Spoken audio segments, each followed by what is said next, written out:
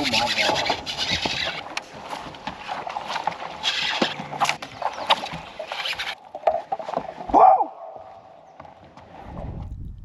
5 fatal frogging mistakes that will absolutely kill your frogging game.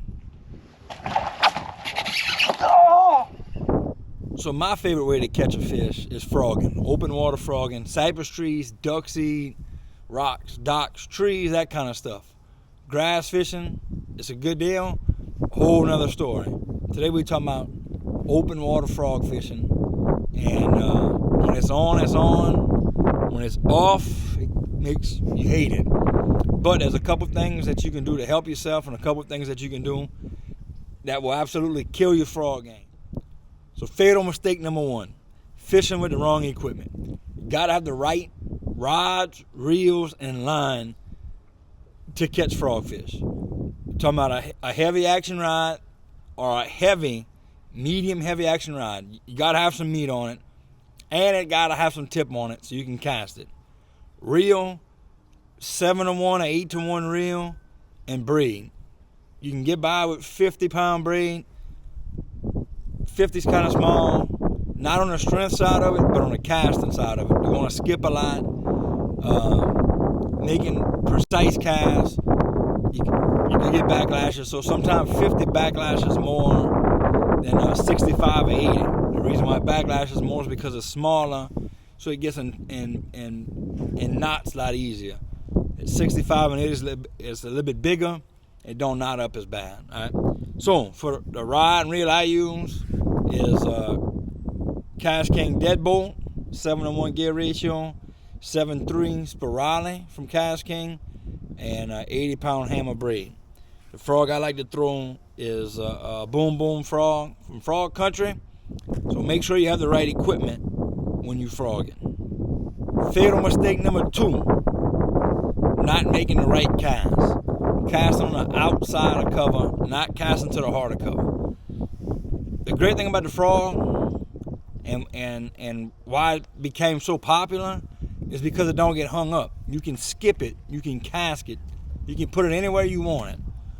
If I wanted to throw it outside the cover, I'd throw a walking bait or a popping bait. But I want to use that frog because it's weedless. I can skip it anywhere, make good casts, fish, heavy cover.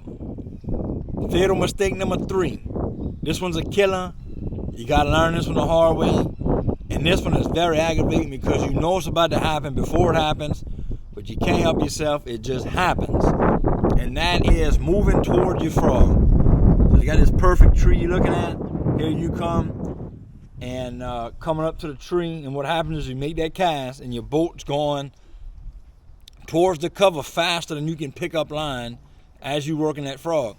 You can work the frog fine.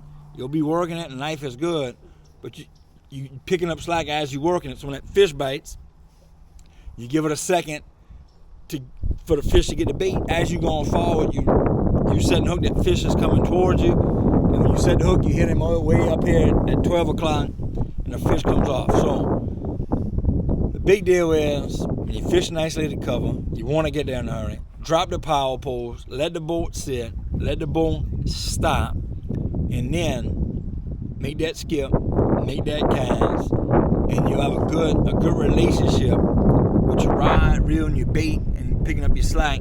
It's all gonna fit together, and then when you get that bite, you get a good solid hook set. But that one is, I've learned that lesson. I've made that fatal mistake a bunch of times, trying to fish too fast and not being in control of my bait.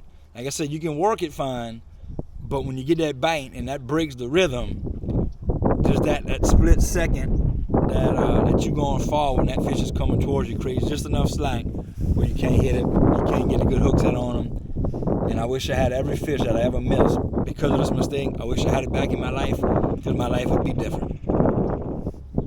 Fatal mistake number 4 when you frog fishing. This one happens a lot of times on a slow bite. You're trying to generate bites. You're trying to get more bites, making more casts, covering more water. And here's the fatal mistake. You make that cast to that tree. You work the frog 5 or 6 twitches. Normally you working that bait for 20 twitches around that tree. But we ain't got a bite in a minute.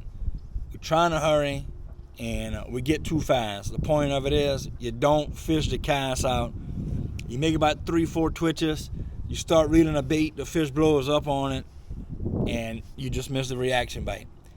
Had you been fishing slow, work that bait like you normally would, fish the whole cast, you'd probably get that fish to bite anyway. Now, I'm not saying you got to fish the frog all the way back to the boat. That takes forever.